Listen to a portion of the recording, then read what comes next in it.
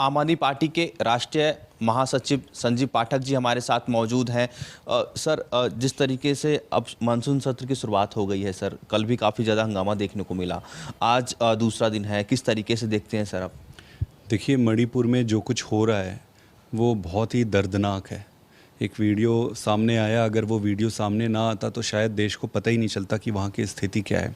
महीनों हो गए वहाँ पे 150 से ज़्यादा लोगों की जानें जा चुकी है, 50-60 हज़ार लोग डिस्प्लेस हो चुके हैं, हज़ारों की संख्या में लोग जख्मी हुए पड़े हैं। कितने ही इस तरीके की विभत्स घटनाएं निर्वस्त्र कर कर परेड करने वाली और बहुत ही गंदी निर्मम घटनाएं आपको देखने को मिल रही है। ये complete law and order completely break down हो चुका है। कोई कानून व्यवस्था बचा नहीं है, खुल्लम खुल्ला हाहाकार मचा हुआ है। प्रधानमंत्री जी से अलग अलग फोरम पर लोगों ने अपनी बातें पहुंचाई, मीडिया के माध्यम से पहुंचाई, उनके घर के सामने कई समाज के लोग खड़े होकर पहुंचाने की कोशिश की। प्रधानमंत्री जी ने अपना साइलेंस भी ब्रेक नहीं किया। बताते हैं कि कल उन्होंने अपना साइलेंस ब्रेक किया है। अगर प्रधानमंत्री जी के साइलेंस को ब्रेक कराने के लिए 150 लोगों को जान देने की ज़रूरत है, प्रधानमंत्री जी के साइलेंस को ब्रेक कराने के लिए अगर हज़ारों लोगों को जख्मी होने की ज़रूरत है, त्राही मचने की ज़रूरत है, तो कैसे प्रधानमंत्री हमने चुना है? जनता के पास विपक्ष के माध्यम से अब बात पहुंचाने के अलावा कुछ और बचा नहीं है। हम विपक्ष की भूमिका पूरी ताकत से निभाएंगे, सदन में जनता की बात को रखेंगे, मणिपुर के बारे में सरकार से मांग करेंगे। 2 प्रमुख मांगे हैं। एक तो ये कि वहाँ पर तुरंत सरकार, बीजेपी की सरकार को बर्खास्त करो, और दूसरा वहाँ पर प्रेसिडेंशियल रूल लगाओ। आपने गवर्नर साहिबा का भी कल बयान सुना होगा। गवर्नर साहिबा बड़ी स्पष्ट रूप से कह रही है, वो बहुत ही विजिबली दिखाई दे रहा था कि उन्होंने हर प्रयास कर लिए, सब जगह बता लिए, कोई गवर्नर आकर अदरवाइज जनरली बोलता नहीं है ऐसे। वो बोल रहे हैं, कहने का मतलब वो थक चुकी होंगी ऊपर भारतीय जनता पार्टी की सरकार को बता बता के। कोई सुनने को तैयार नहीं है। जहां जिस राज्य में गवर्नर तक की बात को सुनने को कोई तैयार ना हो। सदन में मुद्दा उठाएंगे 267 के तहत, इस पे सारे बिजनेस के जो प्रोसीडिंग्स है सस्पेंड करके बहस की मांग करेंगे, और प्रधानमंत्री जी को सदन में आकर इस पर बयान देना है, और ये दोनों महत्वपूर्ण निर्णय लेने हैं। मेरा तो ये भी मानना है कि गृह मंत्रालय भी पूरी तरह फेल हुआ है। उनकी इनकॉम्पिटेंसी, अयोग्यता, अक्षमता स्पष्ट रूप से लोगों के सामने। भाई, ऐसी परिस्थितियों में ही तो किसी की क्षमता का प्रमाण मिलता है। जब कोई परिस्थिति खराब ना हो तो आप कैसे आकलन करोगे कि अच्छा है और बुरा है? अमित शाह जी अपने आप को कहते हैं कि बहुत मजबूत मंत्री हैं। किस हिसाब से आप मजबूत मंत्री हो? किस हिसाब से मजबूत मंत्री? सर, पर जो सरकार के नेता हैं, कल पीयूष गोयल कह रहे हैं कि विपक्ष के नेता नहीं चाहते कि इस बार भी सदन सुचारू रूप से चले। सर, ये सरकार इतनी अहंकारी है और इतनी असंवेदनशील है, इनको कोई फर्क नहीं पड़ता कि कौन कहाँ प्रोटेस्ट करता है। इनको करना वही है जो इनको करना है। ये इनको कोई लेना देना नहीं है किसी से। प्रधानमंत्री जी को सदन में बुलाइए। 267 बड़ा ऑब्वियस सा, इतने बड़े मुद्दे पे बड़ा स्वाभाविक सी प्रक्रिया है, पर ये उस पर मानेंगे नहीं। हमारी सिर्फ वही मांग है कि सदन में आकर 267 के तहत पूरे दिन फोकस करके, डेडिकेशन के साथ इस पर बहस होनी चाहिए और प्रधानमंत्री जी को जवाब देनी चाहिए। हम तैयार हैं बहस के लिए। सरकार के पास जब बोलने को कुछ होता नहीं है, जब करने को कुछ होता नहीं है, तो बहस के लिए तैयार नहीं होती है। और बहस के लिए वो तैयार हैं कह रहे हैं, लेकिन वो छोटा सा 10 मिनट का, 15 मिनट का बहस नहीं चाहिए। आपके 10 मिनट के बहस के लिए अगर इतने लोगों को अपनी जान देनी पड़े तो दुर्भाग्य है देश का। सर, अध्यादेश के खिलाफ लगातार आपके संयोजक जो हैं अरविंद केजरीवाल, दिल्ली के मुख्यमंत्री, लगातार अलग अलग पार्टियों के मुख्यमंत्री से उन्होंने मुलाकात करी। हालांकि मामला कोर्ट में चला गया है। जिस तरीके से अब जो जानकारी है कि सरकार बिल लेकर आ सकती है, तो इसको लेकर आम आदमी पार्टी की क्या तैयारी है? देखिए, दिल्ली में जो अध्यादेश लाया गया है, काला अध्यादेश लाया गया है, ये स्वतंत्र भारत में पहली बार इतनी बड़ी संविधान के साथ खिलवाड़ करने का प्रयास है। आपको समझना पड़ेगा कि ये क्या करने की कोशिश कर रहे हैं। चूंकि ये दिल्ली में चुनाव लड़के जीत नहीं पा रहे हैं, तो ये ऑर्डिनेंस के माध्यम से सरकार पर कब्जा करना चाह रहे हैं।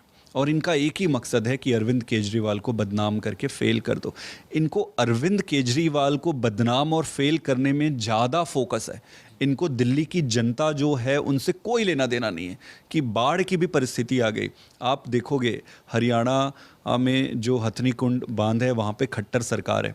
खट्टर सरकार ने वहाँ पे 3 तरफ से पानी छोड़ा जा सकता था, उत्तर प्रदेश की तरफ, हरियाणा की तरफ और दिल्ली की तरफ।